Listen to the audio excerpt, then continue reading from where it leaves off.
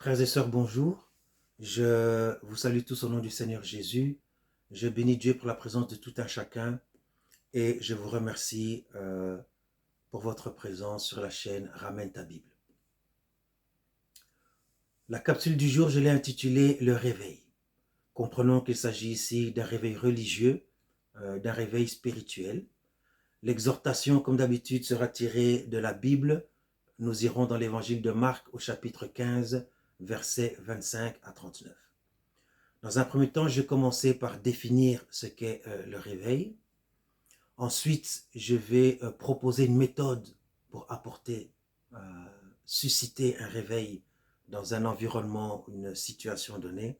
Et enfin, je donnerai en exemple quelques grands revivalistes que nous avons connus au cours de ces derniers siècles. Alors pour commencer, le réveil peut être défini comme étant ce mouvement religieux, socioculturel, qui vise à raviver la foi dans les chefs des croyants au sein des communautés chrétiennes. Ce mouvement peut également avoir pour vocation de réorganiser la vie des croyants, tant au niveau social qu'au niveau institutionnel. Le mot réveil revêt d'ailleurs cette connotation de changement, de renouveau, de bouleversement radical. Moi, j'aime parler de résurrection. Les frères et sœurs qui évoluent dans ce qu'on appelle aujourd'hui des églises de réveil sont appelés d'ailleurs communément des personnes nées de nouveau. Born again en anglais, né de nouveau en français. Alors, en guise de changement et de bouleversement, il faut savoir que il y a eu un réveil historique, en vérité, qu'on a appelé la réforme protestante. Protestant vient du grec proto qui signifie premier. Donc, par ce mouvement, Calvin notamment avait dans l'idée d'inciter les chrétiens à revenir aux pratiques, revenir à la pratique du christianisme telle qu'elle était dans les premiers temps de l'ère chrétienne. Donc, il propose à l'Église de redevenir semblable à l'Église primitive, recommencer à se comporter tel que Jésus l'avait enseigné et tel que les disciples l'avaient encouragé en leur temps. Donc je dis que je citerai certains rivalistes. Ici en l'occurrence, j'ai parlé de Calvin. Je pourrais parler également de Luther ou de John Wesley. Donc ces réformes ont eu lieu entre le 16e et le 18e siècle. Tous ces revivalistes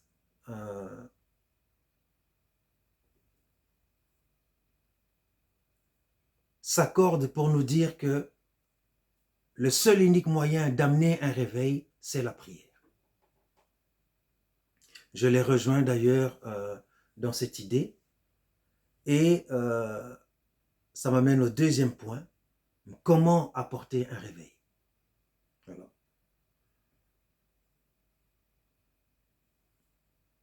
Dans la portion des Écritures que nous avons lue, on nous parle de la crucifixion de notre Seigneur Jésus.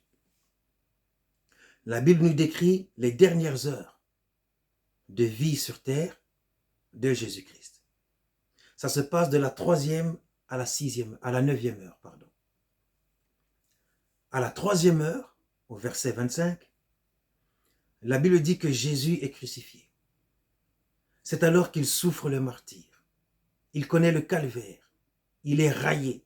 Il est la risée. Il est moqué. Il est humilié. Il est exposé. Il est, pour ainsi dire, torturé.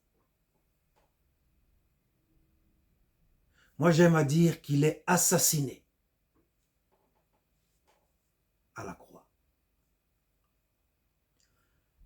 À la 6e heure, la Bible dit que les ténèbres se sont manifestées sur toute la terre. Cette atmosphère ténébreuse s'est prolongée de la 6e à la 9e heure. À la 9e heure, et c'est ici le point le plus marquant, le plus important, Jésus est expiré. Jésus a donné son dernier souffle. Christ, en fait, a fermé les yeux. À la 9e heure, mes bien-aimés, Jésus est mort. Mais ce qui est marquant, phénoménal et important, c'est qu'au même instant, le Saint-Esprit s'est manifesté. En termes de prière, mon frère, ma sœur, sur le plan personnel, lorsque je prie pour un réveil, dans ma famille, dans ma communauté, dans ma vie personnelle, j'aime de calquer ma prière sur cet événement, sur le modèle de cet événement qui a eu lieu ici, sur le modèle de la crucifixion, la mort de notre Seigneur Jésus. Dans les 3 premières heures, de la 1re à la 6e heure, Christ connaît l'agonie, le calvaire, le martyre. C'est dans cet ordre d'idées que je l'adore. Je lui donne une adoration. Je lui donne un amour passionné. Je lui voue un culte.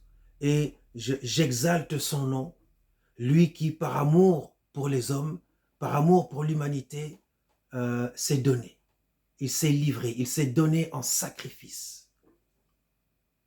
La Bible dit qu'il n'a point regardé comme une proie à arracher d'être l'égal à Dieu, mais qu'il s'est donné, il s'est livré et il s'est abaissé jusqu'à la mort et même la mort de la croix.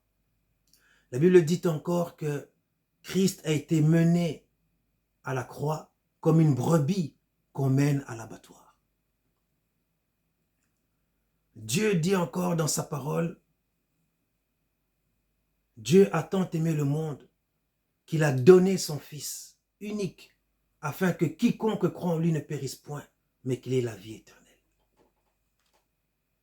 Tu vois, je commence à donner à Dieu cette adoration, parce que, en dépit de l'environnement, de la situation dans laquelle je constate qu'il est nécessaire d'amener un réveil, en dépit de la négativité des choses, Jésus-Christ est Seigneur.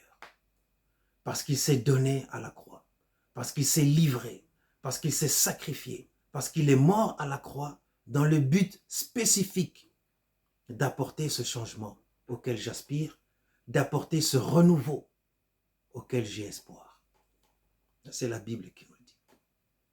Alors,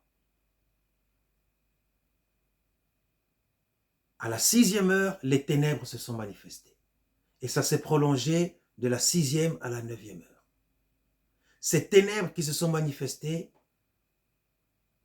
c'est à vrai dire l'explication, la compréhension, j'allais dire la résolution de l'énigme par rapport à la situation, à l'environnement qui était néfaste, que j'avais constaté, qui était néfaste, pour lequel j'ai commencé à prier.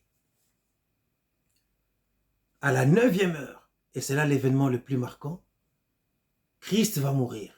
Christ va expirer son dernier souffle, fermer les yeux et mourir. Mais au même instant, le Saint-Esprit va se manifester. Le Saint-Esprit va intervenir. Et c'est là, mon frère, ma sœur, la clé du réveil. Tu vois, dans le livre de la Genèse, la Bible dit qu'au commencement, la terre était informe et vide. Et il y avait des ténèbres à la surface de l'abîme. Dieu a dit que la lumière soit. Il y avait des ténèbres à la surface de l'abîme, je m'excuse, et le Saint-Esprit se mouvait au-dessus. Et Dieu a dit que la lumière soit, et la lumière fut. Lorsque Dieu a dit, mes bien-aimés, que la lumière soit, c'est le Saint-Esprit qui a pris cette parole, qui a pris ce commandement et qui a amené la lumière. Lorsque Dieu dit qu'il y ait de la verdure, des arbres, de l'herbe qui donne de la semence en sa saison, et des arbres portant du fruit selon leur semence, c'est le Saint-Esprit qui saisit cette parole et qui appelle à l'existence de la verdure, de l'herbe, des arbres fruitiers. lorsque Dieu appelle des animaux sur la terre, c'est le Saint-Esprit qui saisit cette parole et qui appelle à l'existence ces animaux. De la même manière, mon frère, ma sœur, lorsque tu pries pour un réveil, le Saint-Esprit va intervenir souverainement pour glorifier le nom de notre Seigneur Jésus.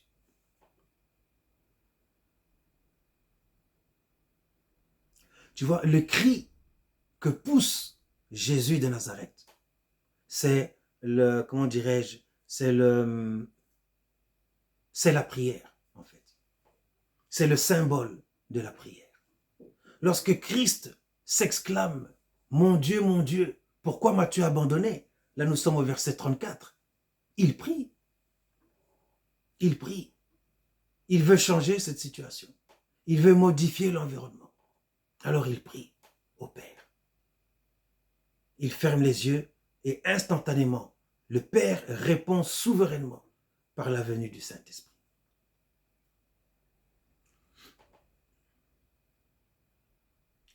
Observez au verset 39 qu'au même instant, lorsque Christ a fermé les yeux et que le Saint-Esprit est descendu, la Bible nous parle du centenier. Ce centenier romain, mes frères et sœurs, c'est lui qui a planté les clous dans les paumes de Jésus, dans les pieds de Jésus, pour le crucifier. C'est lui, mes bien-aimés, qui se tenait en face du Seigneur et qui le regardait agoniser. C'est lui qui était aux premières loges pour voir Christ mourir. Et c'est lui encore, mes bien-aimés, qui a percé Jésus sur le côté, parce que la Bible dit que Jésus, il a été percé par une lance au niveau de la côte. Et c'est ce centenier romain qui a enfoncé cette lance. Et la Bible nous dit que celui-là, lorsque le Saint-Esprit s'est manifesté, celui-là, il a dit assurément, celui-ci était le Fils de Dieu. Tu vois, mon bien-aimé, à travers cela, je vois que ce centenier romain qui a été il a été, je pourrais dire, à partir donc de la crucifixion, il a été le premier témoin de la révélation de l'identité véritable de Jésus-Christ.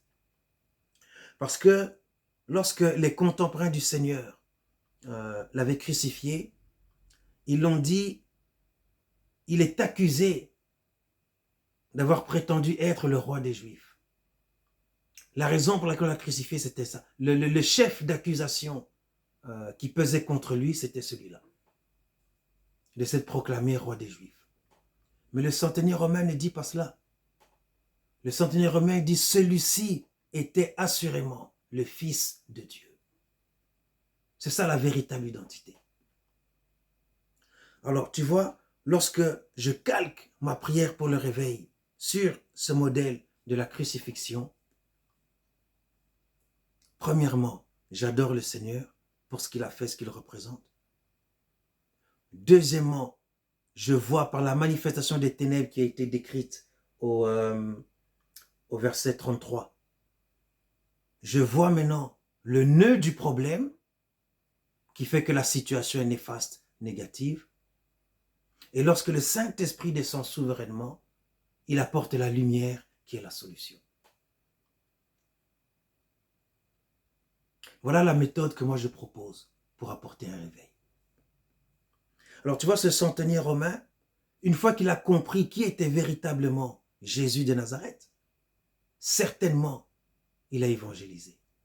Le simple fait de s'écrier, assurément celui-ci était le Fils de Dieu, c'est déjà un acte d'évangélisation. Tu vois? L'évangélisation procède le réveil. Le réveil, c'est pour ainsi dire l'action souveraine que Dieu va entreprendre au nom de l'homme. En l'occurrence, dans le cas que je viens de lire, Dieu, le Père, a entrepris un réveil au nom de son Fils, Jésus de Nazareth. L'évangélisation, c'est l'action souveraine que l'homme va entreprendre au nom de Dieu. Ici, c'est ce centenier romain qui s'exclame, assurément, celui-ci était bel et bien le Fils de Dieu.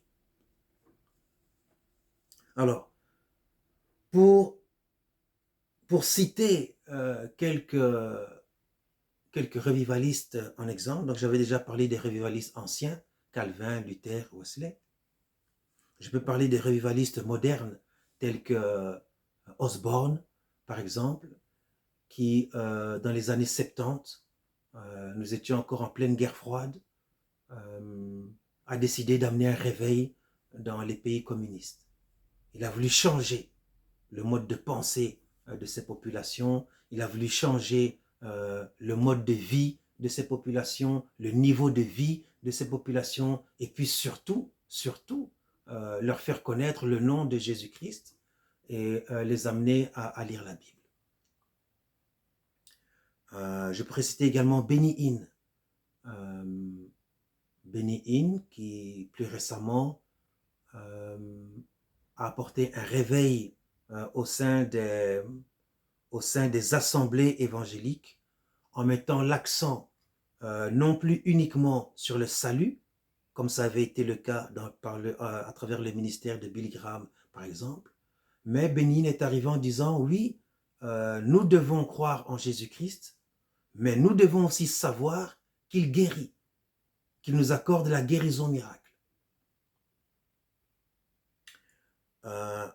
Je citerai également le pasteur David Yonggi qui lui s'est illustré de façon magistrale dans le thème de la croissance des assemblées. Lui, il dit ceci, donc faisant suite toujours aux deux premiers, il dit alors en effet, donc dans un premier temps, on nous a dit qu'il fallait croire, recevoir Jésus, donc croire seulement en Jésus, le recevoir dans nos cœurs comme Seigneur et Sauveur. Ensuite, on nous a parlé de la guérison miracle. Mais moi, je parle également de la croissance des assemblées. Yonggi Cho, il a amené un réveil au niveau de la croissance des assemblées en disant, puisque tu aimes Jésus et que Jésus nous a dit, allez, faites de toutes les nations des disciples, il faut aller parcourir le monde, gagner des âmes, amener des gens au Seigneur Jésus-Christ et le zèle que Christ nous demande d'avoir va automatiquement nous donner une obligation de résultat. Donc lui, il dit une petite assemblée, ça veut dire que l'homme de Dieu qui est là, il ne travaille pas beaucoup à gagner des âmes.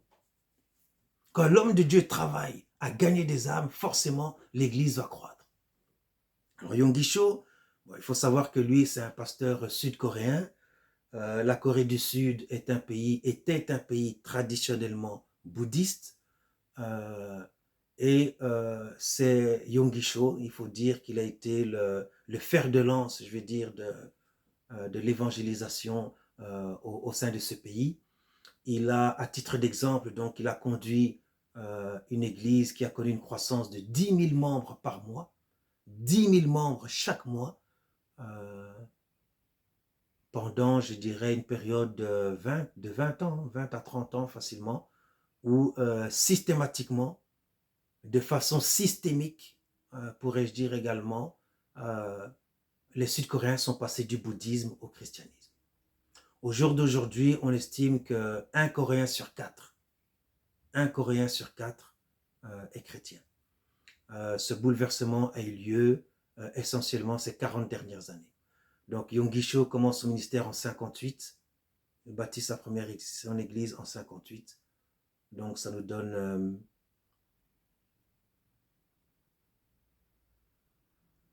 après 50 ans de ministère, il avait une église de plus ou moins 1 million de membres. 1 million de membres. À côté de cela, le réveil de la Corée n'a pas seulement été un réveil spirituel, ça a été également un réveil politique, économique et culturel. C'est ainsi que ces 30 dernières années, en plus du réveil spirituel qu'il y avait eu, la Corée a connu un bond au niveau politique, au niveau économique, au niveau social et également au niveau culturel. Alors tu vois mon frère, ma sœur, apporter un réveil dans un environnement, une situation donnée, c'est l'œuvre de l'Éternel, bien entendu, mais c'est la décision d'un croyant ou d'une croyante. C'est la décision d'un frère ou d'une sœur. Si tu constates que dans ta communauté, les choses ne fonctionnent plus comme avant. Si tu constates que dans ta communauté, les frères perdent l'habitude de lire la Bible, par exemple, si tu constates que dans ta communauté ou au sein du corps de Christ, les enseignements, les prédications n'ont plus vocation à faire connaître Christ, à faire connaître Jésus de Nazareth, si tu vois que dans ton pays, il y a par exemple une extrême misère, une extrême pauvreté, euh, le pays est gangréné par la corruption au sein des élites, toutes ces choses, mon frère, ma soeur, qui te chagrinent ou qui te tracassent, pour toutes ces choses, tu peux amener un réveil, tu peux amener un changement, tu peux amener un renouveau, tu peux amener une amélioration des choses. Et comme je viens de l'expliquer, le réveil arrive par la prière. Je t'ai proposé la prière que moi j'ai calquée sur la crucifixion de notre Seigneur Jésus, mais tu peux prier d'une toute autre manière que tu veux. Tu peux choisir la manière dont tu peux prier. Mais il faut que tu intercèdes pour amener la chose que tu veux. Lorsque tu vas commencer à prier, mon frère, ma soeur, Dieu va faire monter à la surface de ta conscience, le nœud du problème. Pourquoi la situation est telle que tu la vois? En comprenant cela, le Saint-Esprit va t'apporter maintenant la lumière, c'est-à-dire la solution. Et lorsque tu auras cette solution, maintenant tu peux aller sur le terrain, entrer dans l'action et apporter maintenant le changement euh, radical, majeur, définitif, historique, selon la nature du problème que tu auras voulu solutionner, selon l'impact en fait que ton ministère aura eu. Donc j'ai parlé tout à l'heure de la réforme protestante, c'est selon moi personnellement, le réveil le plus significatif qu'il y ait eu dans l'histoire de l'Église primitive. Et j'ai parlé plus récemment de ces révivalistes modernes qui ont bouleversé le ministère chrétien en ajoutant, si tu veux, au seul nom de Jésus-Christ, les effets d'avoir reçu Jésus dans son cœur comme Seigneur et Sauveur, à savoir la guérison miracle, la croissance des assemblées, très importante évidemment dans les pays d'Asie, les pays traditionnellement non chrétiens en vérité. Je parlerai ici également d'Elisabeth Olangi qui a amené un réveil significatif avec un message phénoménal sur le combat spirituel. Je peux dire qu'elle a amené un renouveau dans la vie des populations traditionnellement animistes, tribalistes et fétichistes, au sein des populations africaines. C'est clair qu'au sein de l'Afrique, elle a amené par ce message du combat spirituel la clé, si je puis dire, d'une libération spirituelle, voire même d'une vie de victoire en Jésus-Christ. Alors mon frère, ma soeur, ce n'est pas seulement au niveau culturel, politique, économique qu'un réveil peut avoir lieu. Un réveil peut avoir lieu également au niveau humain, au niveau individuel, dans ta vie de prière, dans tes études, dans tes finances, dans ta vie familiale, dans ta santé. Tu peux amener un réveil aussi. Il y a beaucoup de formes de réveil qui peuvent avoir lieu. Je connais quelqu'un qui était en mauvaise santé, qui a prié pour sa santé, qui a vu où était le nœud du problème par rapport à cela et qui a compris qu'il ne fallait pas aller à l'hôpital prendre des médicaments ou quoi au caisse, que changer son alimentation, faire attention à son hygiène de vie, faire du sport pouvait le maintenir également en bonne santé. Donc tu vois mon frère, ma soeur, la santé divine, ça peut venir aussi par le réveil. L'équilibre familial peut venir également par le réveil. Donc je t'exhorte, mon frère, ma soeur, lorsque tu vois une situation négative dans ton environnement, lorsque tu vois quelque chose qui nécessite correction dans ton environnement, dans ton église, par exemple, eh bien, tu peux prier. Tu peux prier, mon frère, ma sœur, et sache que Jésus-Christ lui-même, tel que ça a été écrit dans l'évangile de Marc, chapitre 15, versets 25 à 39, mais plus particulièrement ici au verset 34, Jésus-Christ a crié vers le Père. C'est-à-dire, il a prié. Et le Saint-Esprit est descendu avec la lumière et il a dissipé les ténèbres. Et cette lumière, mon frère, ma sœur, c'est cette parole que les disciples nous ont transmise de génération en génération. Cette lumière, mon frère, ma sœur, c'est l'église que tu fréquentes. C'est ton église locale. Cette lumière, mon frère, ma sœur, c'est le corps de Christ. Que Dieu bénisse tout un chacun d'entre vous. Que l'Éternel te garde et qu'il te bénisse. Que l'Éternel tourne sa face vers toi, qu'il t'accorde sa paix. Que l'Éternel fasse luire sa lumière sur toi et qu'il te donne sa grâce. Tous et toutes, je vous aime dans l'amour du Seigneur. À bientôt.